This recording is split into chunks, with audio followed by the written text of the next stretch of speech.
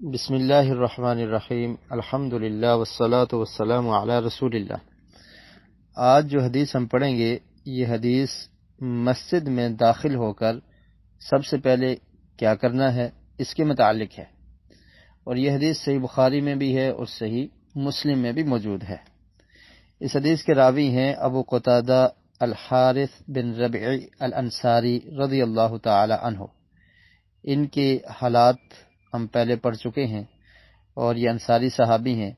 یہ بیان کرتے ہیں کہ نبی کریم صلی اللہ علیہ وسلم نے ارشاد فرمایا، اذا دخل احدکم المسجد فلا یجلس حتی یصلی رکعتین، کہ جب کوئی شخص تم میں سے مسجد میں داخل ہو تو اس وقت تک نہ بیٹھے، فلا یجلس، اس وقت تک نہ بیٹھے، حتی یصلی رکعتین، یہاں تک کہ وہ 2 رکعت ادا کر لے، 2 رکعت نماز پڑھ لے، تو 2 رکعت پڑھنے کے بغیر نہ بیٹھے۔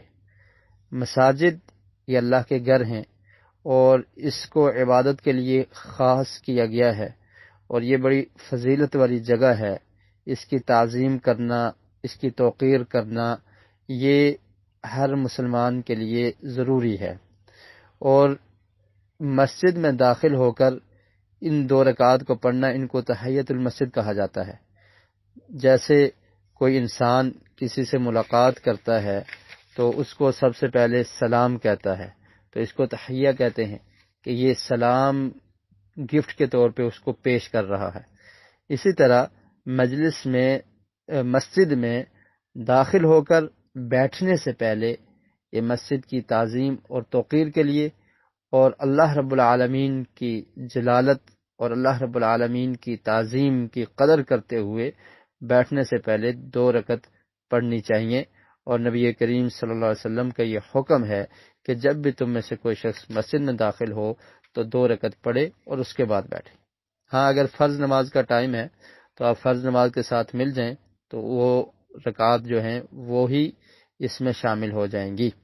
اور اگر اسی طرح کوئی انسان آتا ہے اور اسے نماز پڑھ کے جلدی جانا ہے، جماعت ہو چکی ہے، وہ اپنی نماز پڑھتا ہے، تو اگر وہ فرض پڑھ لے گا تو وہی اس میں شامل ہو جائیں گی، یعنی وہ تحیۃ المسجد بھی بن جائیں گی اور اس کی وہ فرضی نماز بھی ہو جائے گی۔ تو مطلب یہ ہے کہ بغیر نماز پڑھے مسجد میں بیٹھنا نہیں ہے۔